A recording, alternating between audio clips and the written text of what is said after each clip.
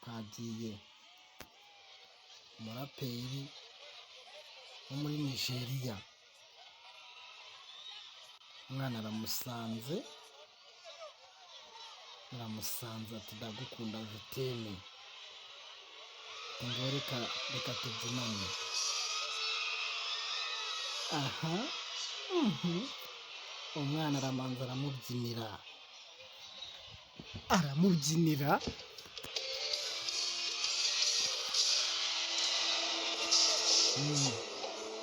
ati sheri tuyiba rwose nzahita abwira tugahita tubinoza, nibwo wahita umenya uburyo nkukundamo.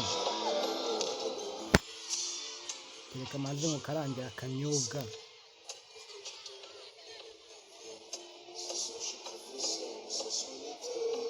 Yego ati zingirika, kameramani nawe ari kunyinjiriza atubona bireba neza, ati bikurikirane nagasobanuye kuri TV2, Rompuwe TV2 niho muragasanga gasobanuye, cyangwa kuri website yanjye Mugisha Elephant. Ndasobanura iby'ibanze, ibindi mwisobanura Kigali we, niba ntabwo mwizi. Ndabumva bari ntabwo rwonyine ndi kubwumva neza.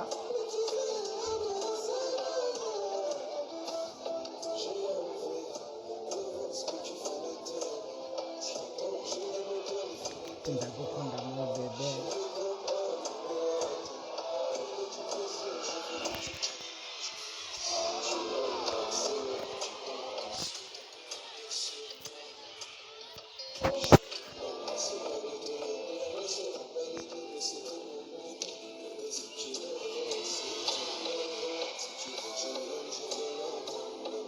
Ake ubonye umuhanzi arakunzwe.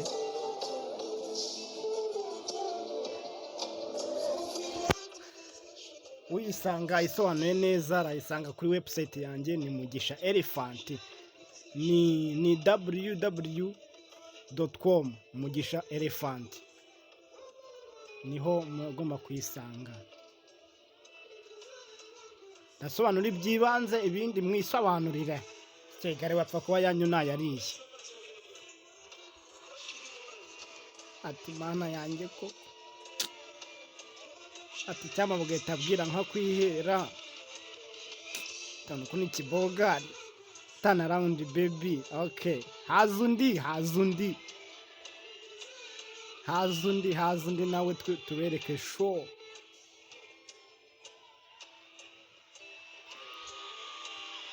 Abafana nabati turakwemera, ati wamboro kanansuhuza. Ati nundi ubishaka wese nawe arakurikira, ngaho nawe karago muhumetso.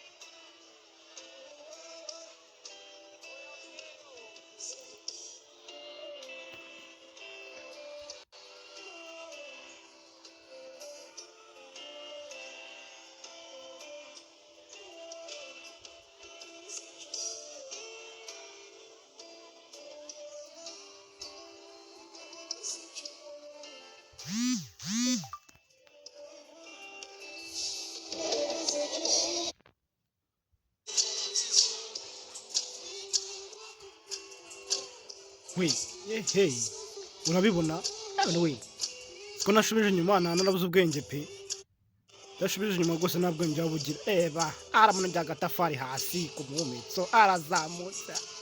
Ati turagufana, turamufana bawe. Ndege nana we. Nuko niyo watugira abadamu nka barindwi twabyemera.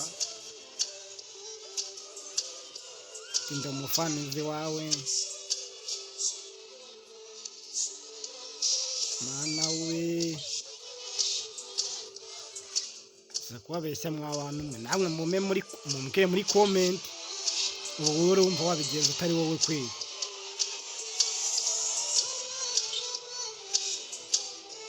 Ari we wabigenza utese ubutubati cyama bugeta bwira. Hatura hasi. ati ni ngengezweho baby.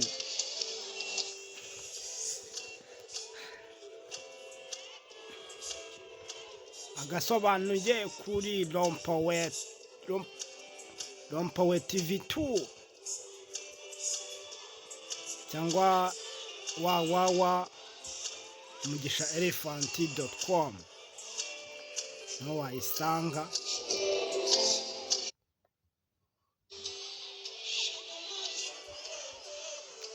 Ayanyu sinyariye, ayanyu ndayariye.